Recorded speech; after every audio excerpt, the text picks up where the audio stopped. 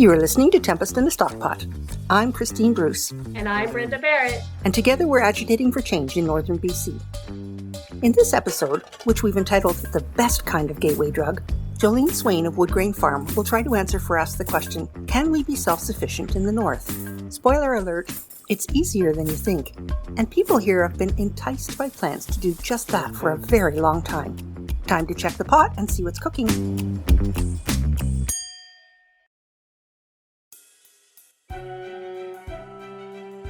Fireweed, or Epilobium angustifolium, is a tall, hardy perennial plant known for taking over burned or disturbed land. It grows quickly after fires. Fireweed comes up like a promise that the land will be okay. It has small, lance-shaped leaves and tall spikes of purple or pink flowers. The northern indigenous view fireweed as food and medicine. You'll find it in jellies, honey, and skin products. Fireweed grows along the side of the road virtually everywhere in the north, partly because it produces numerous seeds with a fluffy white tuft that aids in wind dispersal. The seeds are key to a plant's survival. You might say seeds are key to our survival too. That is, if you want to continue to eat plants. And just holding a handful of seeds makes you see the potential for growing food. The effect on you is like that of an addictive drug. You just want to plant some promise in the ground.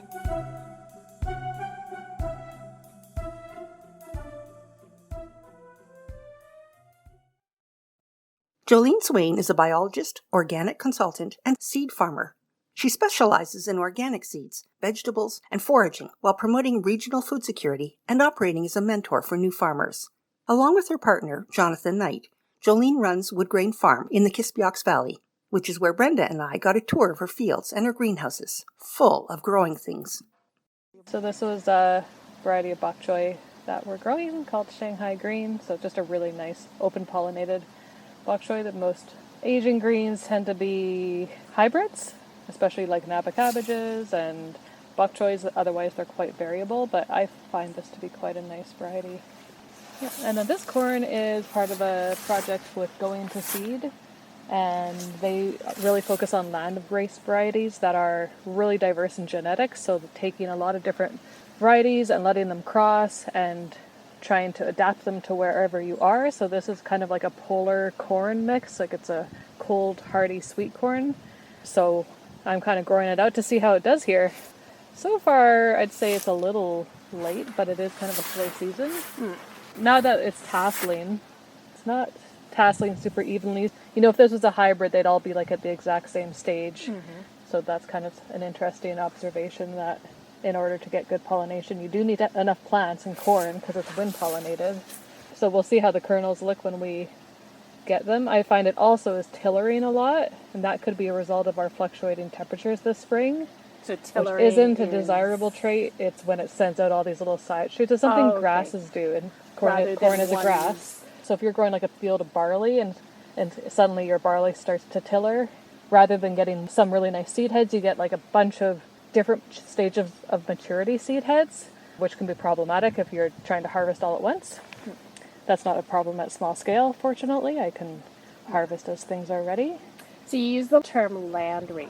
What's the definition it's an interesting term, and I feel like there's other language that could be used around that, but it comes mostly from the wheat world, where different regions would grow a handful of grains and just over time keep selecting the ones that did best where they were or had the traits they were looking for, whether it was height or early maturity or tolerance to drought, or, so starting off with as a broad genetic base, which often could mean many different varieties growing all together, but selecting for the ones that kind of all have the similar traits. I mean, you don't want things harvesting at all different times, especially in grain production. And with grain, there's always been this movement away from grain that gets too tall and might lodge. And then if you live somewhere really wet, then if you have broad genetics, you can start selecting ones that are thriving. Work for your, quote, land. Yeah, so the main difference between like a land race versus a hybrid is basically two identical parents that are crossed. So every offspring is diverse, but it's identical to each other. Whereas with a land race, you've got a multitude of parent lines that all mix together, so you maintain a lot of that genetic diversity year over year over year. Yeah, yeah, and I mean, you can bottleneck anything. If Yeah. you say from like one plant, you lose all that. You only end up with 2 genes of each trait, right? We'll get into like genetics. Yeah. So you're not trying to go from, say, land race into, say, hybrid in terms of finding the perfect and then narrowing, but you're kind of constantly working with genetic diversity every year, knowing every year might be slightly different as well. Yeah, like in you your don't want growing. to lose that diversity because the resilience that comes from diversity. if you start selecting for like drought tolerant, but then you have like, especially up here, we don't want to go too strongly in any direction. We want a crop that responds to the seasons, and that's where open pollinated and landrace varieties thrive because they have the genetics in there somewhere. Maybe not all the plants will thrive, but some always will. Whereas with a hybrid, either they're all great or it could just be a whole crop that doesn't perform because it didn't get the nutrients it needed, it didn't get what it needed. And with climate change, you really need resilience. Exactly. Okay. Big time. So that's where that conversation around losing diversity comes out of, is just by this direction we're moving in towards more and more hybrid production where the seed becomes proprietary because only the seed companies have rights to that parent line.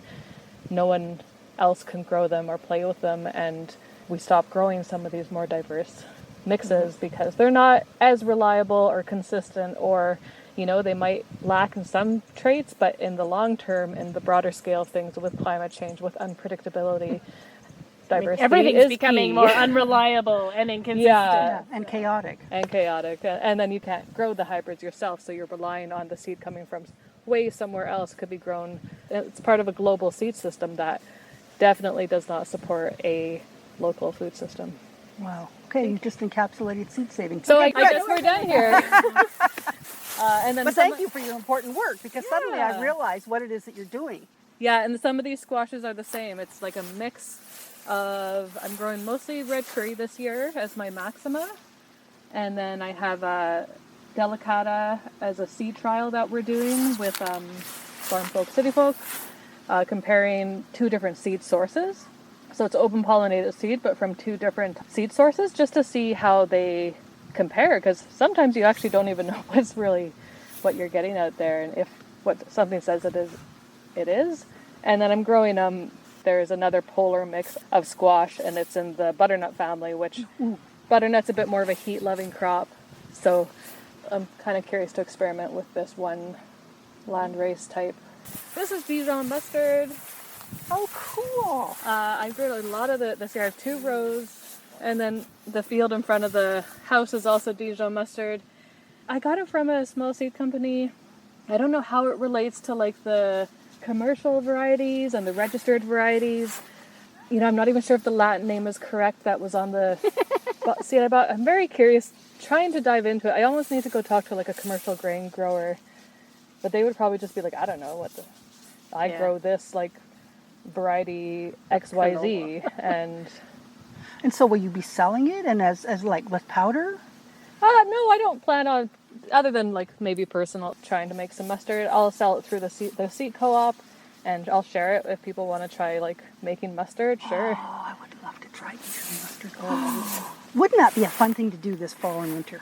Yeah, I know. I've always wanted to. I've grown it a few years, and I still haven't gotten around to it. So this September, we're having I don't know if it's going to be ready by then, but Hannah's making a food for our, like doing a culinary showcase, and I'm hoping that we can have some of this mustard seed featured in the food, like seed as food. Yeah. As a focus, because we forget that a lot of the foods we eat are actually the seeds. Yeah. I have one other breeding project here, which is part of the Citizen Seed Trial, and they started out as a big trial of beets, and then a couple of seed growers grew them out for seed and let them cross, but each grower took a different direction. Like one selected more for like stripy yellow beets, and one selected for red and long or something. So we're growing them side by side, and then we'll pull them up and make observations about the roots and the size and the yield and the flavor, and a very diverse mix. Like no one beet will be alike, which is kind of fun because you can even see like some of the leaves are red and orange and pink, and so there's a lot of variability within the population. So I could be harvesting it now. Just as soon as I harvested, I had to deal with it. So Yeah, that's right. leave it in the ground. Well, and it's an interesting, it's almost like peer-reviewed science. Like you're then Yeah. getting the seed from them to grow and observations, right? So Yeah. as a community, you're working. And this is part of the citizen seed trial. Yeah. So there's like maybe like 100 other people growing the same seed out side by side and making observations and getting to kind of experience that. Oh, hey, maybe every beet doesn't have to be round and red. Mm-hmm. It's kind of fun to have this diversity in our, especially for your home garden. Like, Yeah. I understand for farmers, like often they do need consistency, you know, if you're selling for market or you're trying to harvest. But in a home garden, this is where I think we have the power to maintain a lot more of this diversity. We don't need to be buying hybrids because we don't want things to be all ready all at once. The more staggered, the more diverse they are, the better. The more color on the plate, the healthier it is for you. Yeah. But also the more fun it is. Yeah, Like, why and does then- a beet have to be red? You're right. Exactly. And you can buy, instead of buying like a yellow beet and a red beet and a striped beet, you can buy this one package of mixed beets. Yep. And Bob's your also- uncle. Yeah. And support, you know, people in our local seed system and keep diversity in our food crops. Yeah. And a healthier gut, I would think. Yeah. Our diets have narrowed down Like so a much. monoculture going on in there right now, Yeah, right? And yeah. you need diversity in your Like gut. how many brassicas can we fit into our plate? As we go into the tunnels, where I'll show you 5 different kinds of brassicas. Because brassicas do great here. This is just my canning tomatoes. Yeah, and the echinaceas in bloom. Oh, look at all the pollinators. Definitely, I think, one of my favorite flowers. Yeah. Yeah, it is prolific. Like, it's coming up everywhere. I mean, whatever. There could be worse things, but I try to keep it contained to Because here. this is a mint, right? And that's motherwort. Motherboard. I'm like, now what do It's I very do with medicinal it? stuff. Yeah, Very it's medicinal, great. yeah. But It's like- very prolific self-seeder as well. And the Spreads. mullein. And then mullein, yeah. Purple Ultra Cross Collards. It's a collard breeding project from down south. Ujama seeds, bringing back traditional foods, and so that's I picked the purple. I was at the seed conference and was like, well, never really grown collards, and I don't really know what to do with them. I mean, other So than down south being southern U.S. yeah. So southern. this is like a Oh, Southern Exposure Seed Exchange, like way Virginia and They South seem Carolina. to grow all right up here, though. Oh yeah. I still haven't really tried cooking much with them, but they are. Like, are they much different than other brassicas in flavor? Or? Yeah, I mean they definitely have kind of that, waxier leaf than a lot of kales. I think they're Oleraceae. This is part of a medicinal plant breeding project. They're called leopard lilies. The root is medicinal. I'm moving more and more towards perennials in here. So this is actually a perennial arugula. Oh. So rather than like bolt and just become like all seed, it just grows really slowly, and it is making seed, but it still has beautiful leaves. Yeah. I love it. Oh, yeah. The first time I tried to grow it was when we were still market gardening. This stuff is so slow. Like, what's wrong with this? But then now understanding its perennial attributes and realizing I can have like arugula whenever I need. Here's your perennial arugula. Oh my gosh, it's such a tiny seed. It's very tiny, hey? Like, if I put that in my pocket, have to carry that around with you. Oh, I might have some envelopes over here.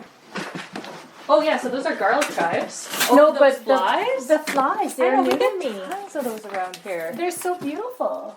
Yeah, they're neat. I don't know. I'm curious what they are too. And because I was like, did you introduce them? Because they're just like loving this No, spot, Yeah, they're growing right? that one plant.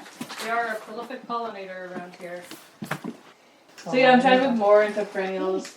Like all this leopard lily overwintered from last year. It's actually like zone 7. But we had a pretty mild winter, so. Isn't that asparagus growing in there? Yeah. Yeah. I started some from seed last year, and then I didn't really know where to put it. So I was like, well, I'll just keep it alive in here until I figure out, like. Yeah, And is the move to seeds. perennial time saver, life saver? Yeah, yeah, like, philosophical? Right here, this is a perennial spinach. Oh, I just cut it way back. It was all the way to here. It forms like a vine. wow. The seed is actually all over. You see this little these little shiny seeds? They're like little gems. Oh, yeah. Look how bright and shiny they are. So this overwintered last year, and it's great. So yeah, that'll be up in like March.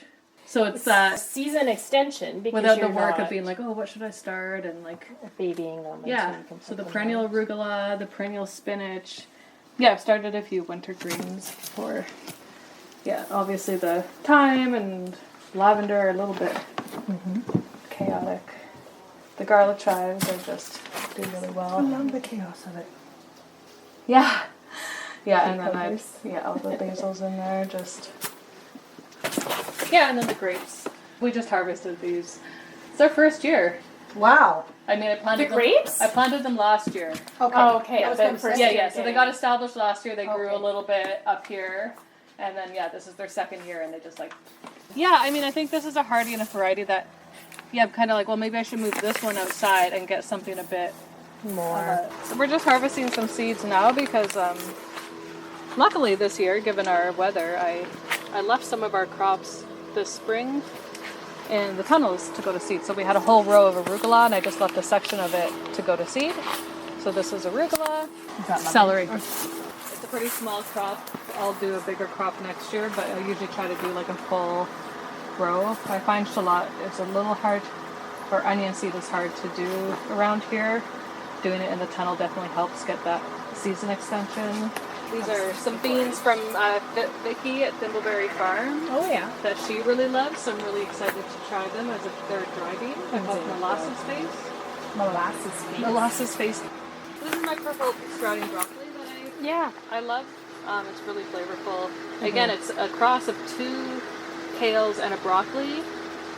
Kales tend to be more biannual before they seed, whereas broccoli is often an annual. So that means it has a really nice diverse genetic base again, so you can really see that in the colors, the purples and the greens. And so I love that about it, but it's also really flavorful and tasty. Feel free to... So does that mean, though, because it's this cross, if you're also growing it around other brassicas, will it heat crossing and so you're going to lose maybe the qualities? Yeah, I have to be careful not to grow other... So I'm not actually doing a seed crop out of it.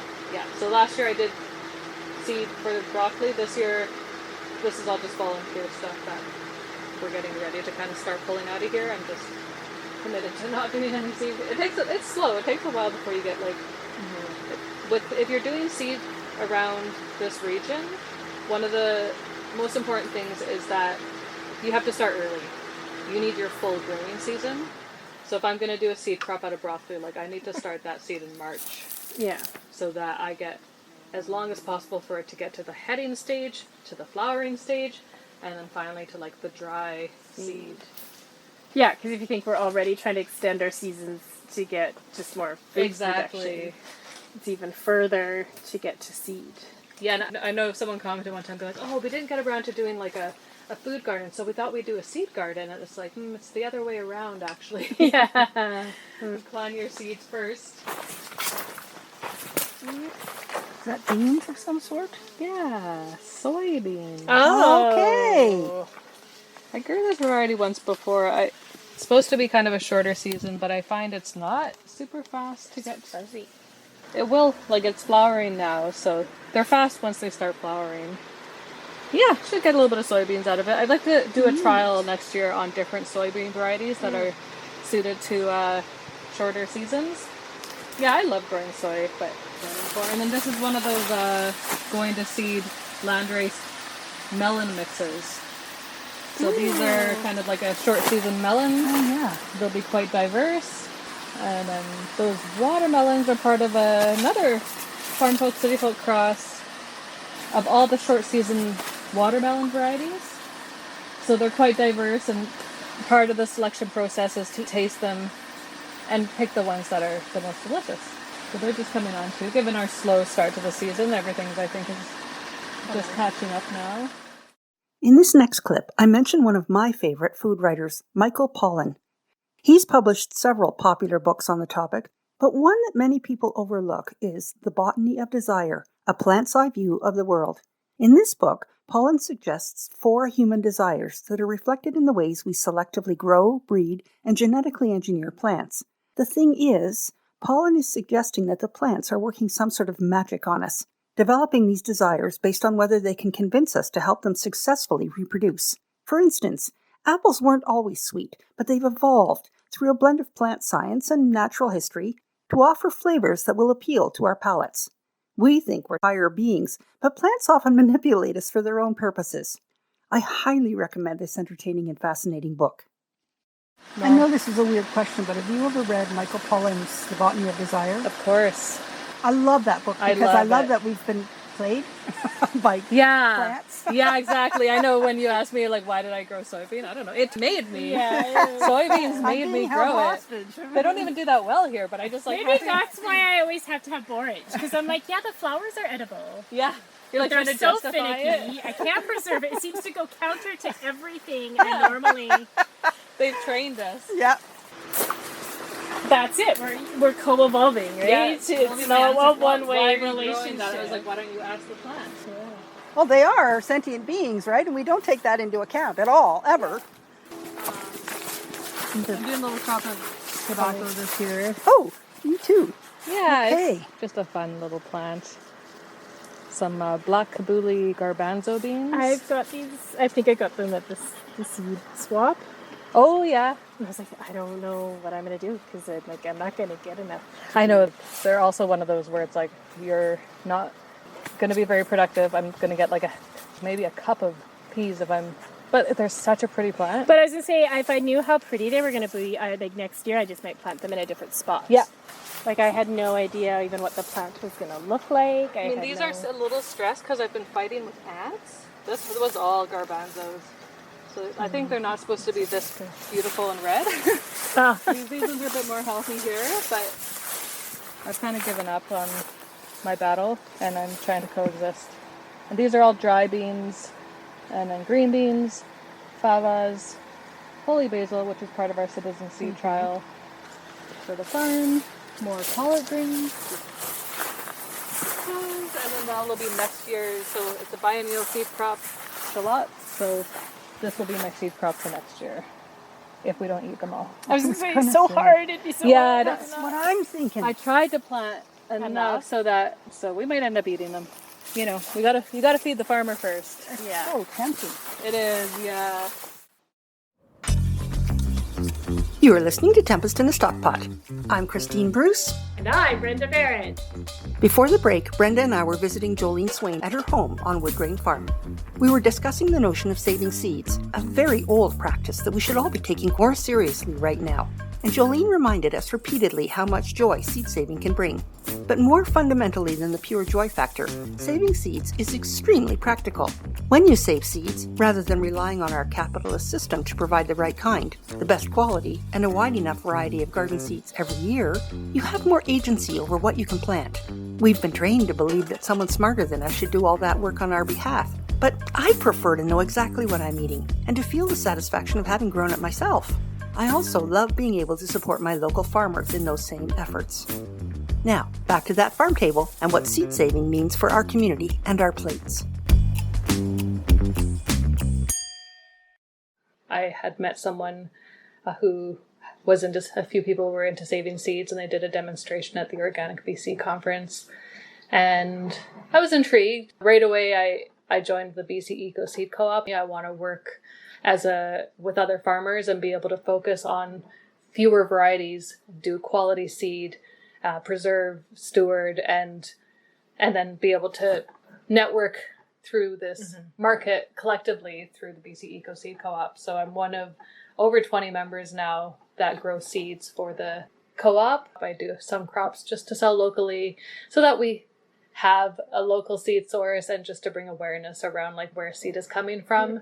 It's definitely a labor of love, but I also gives me a chance to learn and explore and think about which varieties I'm growing on this farm and could be growing and try to explore varieties that others might know about. What is the local seed saving community like? Is the community, do you think it's growing? I think it's definitely grown in the last 5 or so years. When I first got up here, there was a seed library at Sendon that unfortunately, as the funding come and goes, some of these programs come and go.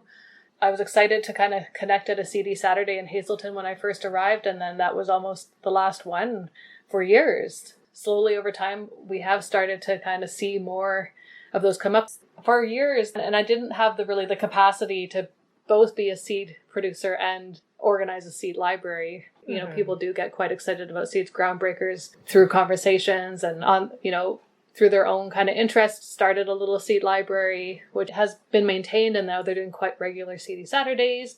We've been doing a regular Seedy Saturday at Briskina Storytellers, which has been really nice to bring that back. So I think that has helped things grow. But there's a difference between like trading and sharing seeds versus actually having a local seed security or sovereignty. I think we still have a ways to go there, but you know, we don't have to do everything here. You know, regional seed supply would be amazing, but not all varieties thrive here for seed production. So there's people in the south or the Caribou who might be better suited to grow some. So it's creating a network, I think, is important. But yeah, I would love to see maybe people not go like into seed production, as farming is very, very hard to maintain or do. And we don't have, especially on this end of the region where it starts getting wetter, not the ideal climate all the time. But I always try to encourage farmers to incorporate, you know, 1 or 2 seed crops. And, you know, maybe through the resources we offer with the seed cleaning trailer, connecting through the co-op, that will be able to provide support for farmers to do that. It's a slow moving train, but I think there is a growing seed community and hopefully growing awareness. Wood Grain Farm is certified organic. Now, that's a wonderful goal, and it has a high standard to live up to, so does that just add to your challenges as a farmer? Yeah, we've been certified organic for probably 15 years, and it adds a challenge as a diverse farm. The more crops and projects you have, the more complicated your paperwork gets. And keeping track of everything is an important part of the standards because that's how they keep things verified. We believe in organics and we're really happy to be part of that community. So it is valuable for the co-op to be able to say that the seed came from a certified organic farm. And the value in having certified organic seed is that that seed was selected for organic growing conditions. Whereas if you think of seed that's coming from a conventional farm, if you have a pest, maybe you spray for it. If you are organic, you breed resistance into that seed crop because you're selecting for the plants that are able to resist the pests and disease. So I think certified organic seed is pretty important, and so it helps to have it labeled as such. So yeah, it's extra work. We'll probably keep doing it, mainly because of the community, and because of the organic community, it also puts more interest and research into organics, because the more organic farmers there are, the more interest there is, the more funding there is to do trials and research and select towards organic systems. So we're kind of part of it as part of the broader system, not so much locally at this point. But as an eater, I'm the one who benefits in the long run. Yeah, and I that's a huge part of it too, is if you aren't able to go visit your farmer or see their farm, having that certification, that third-party review and inspection, and learning and knowing those guidelines and standards, and often going above and beyond them, gives the consumer a lot more confidence in your product, and it gives you more choice at the marketplace to at least know more about how your food was grown. This idea of bringing community back into the system being primarily the one I've been raised in, that's much more capitalist, I guess, and much more individualistic driven. But if it's more, one of the solutions is bringing community back into that. Do you agree with that sentiment? And if so, what does that actually mean to you? Yeah, I think there's kind of 2 parts to this. So the idea of community sufficiency versus self-sufficiency comes to mind. And I know as a small farm and a lot of new farmers and homesteaders, they aspire to be self-sufficient. Very quickly you realized, I don't want to be self-sufficient. I want to be community sufficient. Nice. I want to be able to focus on a few things, just like with the co-op. I want to focus on being a good garlic grower and carrot grower so that someone else can focus on being a good potato grower or provide other greens to the community so that we're not trying to do it all for the community and for ourselves. And I think we need community to be involved in our food systems. You know, not everyone needs to be a farmer and not everyone needs to grow their own food, but at least being aware of where our food is coming from and having a lot more people involved in the food system is important for having food security or food sovereignty. And yes, but in our regions, we're relying so much on food coming and seed coming from outside, and that isn't sustainable. It's also not sustainable to make farmers grow things they don't want to grow. Yeah. I want you to be a happy farmer, right? Otherwise you're going to get out of it and then I've lost a farmer. Yeah, if we expect farmers to do it all, then that's exactly how we lose farmers, because we also want them to do it all and to also compete with a global marketplace, which is a very different system and with very little support, and it's a tough go. So realizing that it's good to have the skill and knowledge to do a lot of things. That doesn't mean I have to do it all. Actually, I value the person who does it for me even more because I know how hard it is, right? But that idea that we have to know how to do everything and do it all for ourselves as a success measure is probably leading to burnout across so many parts of society. Yeah. And I think a lot of people don't value food production and seed production, because it seems like, oh, maybe it's just like gardening, how fun. We romanticize it, right? Yeah, they romanticize it, and I think people underestimate the amount of skill and knowledge. It's shocking to me, really, that farming isn't a trade considered like a red seal. You know, in some countries it is, and for good reason. Yeah. Like, it's a big learning curve going into farming, and new farmers who don't have a support system struggle. If you don't have farms around you to learn from, a network to grow from, it's gonna be hard. What does seed saving involve that's different from regular farming? Seed saving means selecting varieties that perform well in our region. So seed saving gives us an opportunity to grow varieties that are unique to this area in a larger seed system. We're being provided varieties that do well on a broad scale, but there might be things that thrive here, and if we don't do it ourselves, then nobody else is going to do it for us. Compared to a food system, it's a bigger commitment on your land. When you put a seed crop in, it's going to be there for the whole season. You know, with food crops, you're going to be turning those beds over. It could be a big loss if you have a failure, if you don't get the weather you need, if it rains at the wrong time during harvest and the seeds sprout on the plants. Sometimes it's a 2-year process to get a biennial seed like onion or carrots. So you're actually waiting over 2 years before you might see a return. So it's a very different kind of farming in that sense. On the flip side, I guess if you grow enough seed, you could be selling that seed for 3 years or more. I mean, at the co-op, we test our seed every year. We only keep seed up to 3 years regardless, but it still gets tested every year. So yeah, you kind of got to aim for like population sizes, dial in how much seed to grow so that you're not growing too much seed either. If you don't have a market for it then you can easily grow a lot more seed than like even here, I can grow more seed than I could really sell locally, because one seed crop, in order to have the population levels I need to maintain the diversity I want and the genetics of the plants, I need a high population size, which is going to give me way more seed than people could ever use locally. So having this broader network is really helpful. I could do smaller seed crops, but then I'd start losing diversity in my seeds. So this is where we need a community effort of growing seeds, not relying on just a few farms to grow all the seeds. And that's where I think this cooperative model is really beneficial. Thinking of conventional farming, things that have been put in place to help support it, there's a lot of financial stability and insurance program. If you're a wheat grower in the prairies, or even a cattle farmer in the prairies, you can insure your cattle if your crop is wiped out, right? Are there those kind of tools and mechanisms available? Not that I know. You kind of have to be of a certain scale for it to be worthwhile, and to go through all that paperwork of like saying, okay, I'm growing, even if we grew like an entire acre as one seed crop, like a grain, I guess we grow several acres of grain. I don't know if it'd be worth the paperwork, but for any kind of small diverse farm, we don't even fit into a category when we do our taxes and the census. Like, it's all, do you grow grain, or do you, like, it's hard to explain a diverse farm to. For a commodity system built tools, potentially some of those tools could come in, but they'd have to look so different to be appropriate and to be actually helpful. Yeah. People sometimes look at this small little package of seeds and how come it costs $5? Yeah. You've just talked about 3 years of investment you put in that small package. Well, and the amount of food that you're going to get out of that little package is far more valuable than $5, but we don't see that when you're shaking a couple of seeds around, right? Yeah.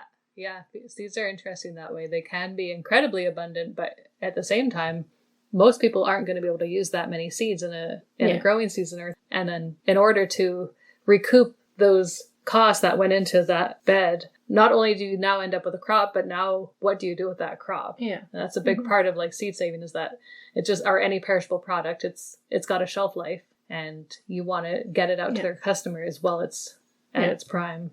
You know, one other thing that occurs to me is in Ontario, they used to talk a lot about heritage seeds, like they're recovering the do we ever do that up here? Recover heritage seeds? Or? Yeah, well, heritage is an heirloom, are kind of the interchangeable terms, and that usually means a seed that's been around for around 100 years, a variety that's been kind of stabilized and preserved for 50 to 100 years. And so a lot of the open pollinated varieties we grow are heritage or heirloom seeds, which is really valuable because we know what their traits are, why they've been preserved, what people like about them. They're also an interesting source to experiment with.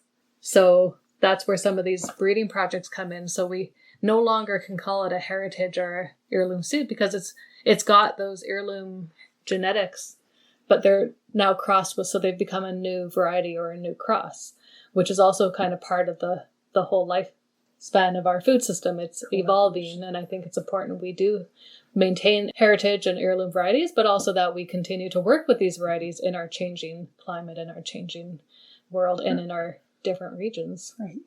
We have become accustomed to convenience. Go buy it, grow it, see how it goes. And seed saving is extra work or different work. So why does it matter? Why is there so much passion in this, Jolene? Because the rest of us are like, oh my God, I'm exhausted just watching it. I mean, I'd be in a very different place right now if I wasn't working for Farm Folk, City Folk as the Northern Seed Security Coordinator. That gives me an opportunity to work with seed systems as part of a nonprofit and support some of the work that I already am doing and want to do without just giving up all of my time, because then I would probably be very burnt out and super poor. You know, I'm really grateful that this organization exists and that they have the BC Seed Security Program. Also, that community that we have through the BC Eco Seed Co-op and Organic BC provides kind of a support system where I know I'm not alone and I'm not having to do everything myself. And I don't think without those networks I could keep doing the seed work, or at least not on any kind of capacity. And so that's why through the work with the Seed Security Program, I try to bring that support network to more people to hopefully grow our seed saver networks regionally. Being the Northern coordinator helps me really focus on just continuing to bring that message to people and letting them know that there are supports out there and there's our communities and that we don't have to do everything by ourselves, but let's see if we can do it together. I'm thinking of like what contribution beyond the pragmatic. Like I'm just thinking of like you go to a seed event and there's so much joy and excitement, as much as like, see what I have, I'm taking this home. Food as part of culture and celebration and story. And I just wonder what you've seen it bring to you or what you see in others that it's contributing, being part of seed saving and seed exchanging beyond the pragmatic. It's like, why am I saving seeds? I guess they asked me to, or they guided me this way, because even in the work I do, whenever I work with children, we call beans it's the entrance into the seed world. You give a pods to children and they start and adults and you start popping seeds out of a seed pod full of colors. Like that's colors and you just sizes, see the look textures, on people's faces and the looks in their eyes and the excitement, and like it just brings out this. It's like giving them smack. yeah, it's the gateway. It's the gateway to seed saving. Beans are the gateway. I don't know. I'd love to dive more into where that energy and excitement come from, because you see like a jar of seeds, or this is that perennial spinach, and like, look how shiny it is. I've been staring at this seed all week. Every day I just like come and like look at how shiny and beautiful this seed is, and then you think about that one of these seeds can form an entire plant that was 5 feet high in my greenhouse this year and overwintered, and it's been alive for 2 years just making greens and flowers and more How seeds. much knowledge one of those little seeds carries. Yeah. And like Cliff said hope. the same thing at Sigadag this morning, right? About, he was talking about the tomatoes, right? But you put this tiny little seed in and then like, it's like, look, right? There's this big vine, right? And just... There's got to be something in our consciousness that knows this, because even before you understand the biology or the importance of seed, like children, we know whenever we're working with seeds, there's so much power in these little packages of starchy, sugary. I just love Michael Pollan's take on it, that they're sentient beings. They're taking advantage of us. It's a wonderful relationship that they've got as much power as we have, at least. Yeah, we're not growing seeds, they're growing us. Yeah. Our podcast is rooted in exploring equity and justice within the food system, and I'm curious how you see seed saving contributing to this locally and globally. Would you say there's a difference between food security and sovereignty for you? I think by definition, seed security is that we have a seed available, but seed sovereignty is that we produce the seed ourselves. So that's definitely the approach that I'd like to see more of. Again, we don't have to do it all, but we've got to preserve and steward the varieties that are important to our region. And then that definitely gets into the question around cultural and equity-based food systems. So preserving and I guess acknowledging and supporting communities and cultures to preserve the seeds and varieties that are important to them. That's obviously can get into a tricky work. You don't want to walk in and be like, oh, I'll preserve this for you. Or, it can be a contentious issue in the seed world where if you think of, especially down south, like different corns and beans, they often have indigenous names like Hopi, red dye, amaranth where did it get that name? Well, that seed was preserved by the Hopi, and now a settler seed company is selling it for profit. Is that okay? I mean, on one end of things, they're helping preserve it, and that's valuable. But do they have permission? Yeah, do we call that appropriation? What is that, like right? how are they acknowledging where that seed came from and the story behind it? Or if you look at the binomial system for naming things, like why do we call tomatoes Solanum lycopersicum, or where did that come from, and why is it called this now, and then what was it before, since these seeds have been around for thousands of years, not just the last couple decades. So they didn't have a Latin name back then. Yeah, they definitely didn't. Yeah, they definitely weren't part of the binomial nomenclature. As a settler, that work weighs on me for good reason, and as it should. I try to give it a lot of thought. It's challenging where we are, because a lot of the seeds I'd say that are more culturally significant a lot of the seed I'm growing is not from here. A lot of it's been brought over. And I mean, a lot of things were traded at some point. If you think of potatoes, like they have a long indigenous history here. And at some point they were traded into the region. There's a lot of layers to that question. And I think a lot of it, the learning that we can get from that is to keep following the story of the seeds. I think that's what I've most recently been focused on, is thinking about where did this seed come from? What is its story? How did it get to me? And what am I going to do with it now that I know this? Will I be a good steward? And can I be a good steward of the seed? Or should I be a steward of this seed? Yeah, it's really fun to be next door to Sikadak and get to chat with Cliff. He's so enthusiastic, and also like exploring, varieties from all over, because it's all part of that journey of how did some of these seeds end up here. They may not all have a story that is relevant to local cultures, but they got here, so that is part of their story. Mm-hmm. And now they are. So how do we honor that?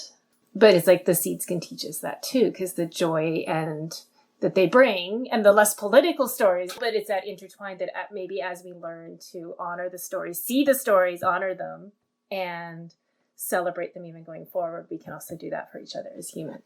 Yeah, it's a big process, and it's an important work that we need to do as settlers in food systems. Following the seed world, the topic has come up around these like certain varieties that were clearly stewarded or saved by Indigenous communities, not to mention the countless seeds that have been lost through colonization and displacement. So there's a lot of heavy work being done to try to bring this seed back to communities.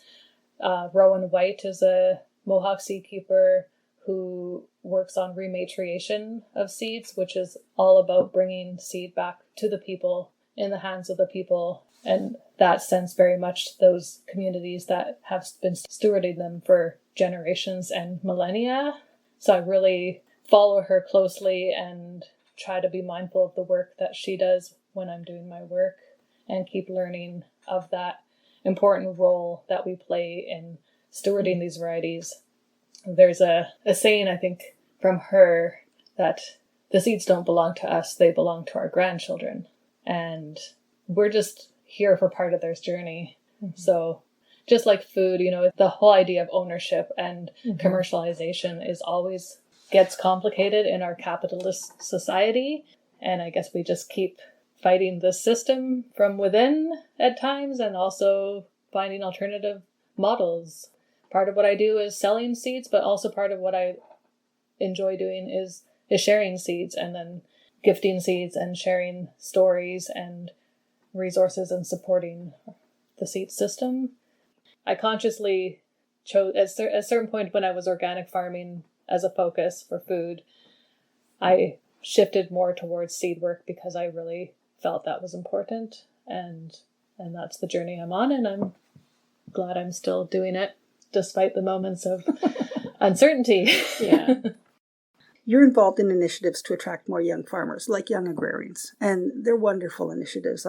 We applaud this. But is the solution to attract more young farmers into a system that often seems designed to work against them and leads to burnout? Yeah, that's definitely something I've grappled with in my work, because once as I've been fortunate to be in a position of working for a nonprofit where I do get some compensation for the work I do, encouraging folks to kind of get into either seed work or farming when I know how precarious it can be is a challenge. And often these programs are Band-Aid solutions. They're not solving the underlying issues in our food system, that we need more support for farmers so that more people can farm, and we need more diverse and local food systems. And we need to support new farmers and provide skills and knowledge sharing for new farmers. So there's, on the other end, having these programs are the support system to help people navigate the world we're in. And I think we've always tried to take a pragmatic approach with new farmers to help them through those realities and challenges they might face in farming. There's a reason we're still farming. It's a lifestyle choice. And I don't want to take that away from people just because there's going to be there's some hard parts to it. It's hard to navigate, but without fully crushing the dream of growing food, because I think it gives a lot of people fulfillment and there's a reason they're drawn to it. And I think despite the challenges, we have to keep trying. Yeah. And I'd like to see a whole cultural and social shift because, at the beginning of this conversation, you said we don't have red seal farmers, and maybe we should, because that would give people a more sense of dignity about their work and how valued they should be. For heaven's sakes, they're feeding us.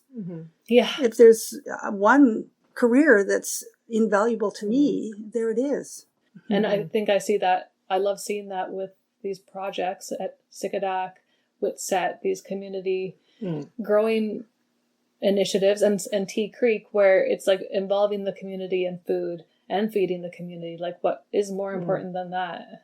They're growing competent eaters. Yeah. People who are involved with the food system. Yeah. People are learning about food that grows locally. They're experiencing what a fresh head of lettuce looks like, or Yes. what a potato looks like when it comes out of the ground. You see again, you get back to children and the looks on their faces when they realize that food comes from plants. And look at how much better it tastes when it just came out of the ground rather than going at the Safeway and it's been there for a week. Yeah. Our food system needs to be more accommodating to anyone who wants to get into it. And I definitely question, at times encouraging people to farm, but I also am still farming, and so are others. And we do need more people growing food in many capacities. And Yes. it's just like having diverse seeds. You need diverse farmers and diverse food systems. This podcast was generously funded by the Public Health Association of BC. Brenda Barrett is my co-lead and the Executive Director of the Storytellers Society in Hazelton. Technical production by me, Christine Bruce. Music by Elijah Larson. This episode's food expert was Jolene Swain in Kispiox, who spends her time saving seeds so they can continue to tempt us into behaviors that ensure both their own survival and ours. For more information on this or any other episode of Tempest in a Stockpot, visit storytellerssociety.org/Tempest. Thank you for sharing this meal with us. I'm Christine Bruce, reminding you to stir that pot and give in to the temptation to eat local. As one of my beloved farmers reminded me recently, farmers need eaters. Back at you, Johan Yule.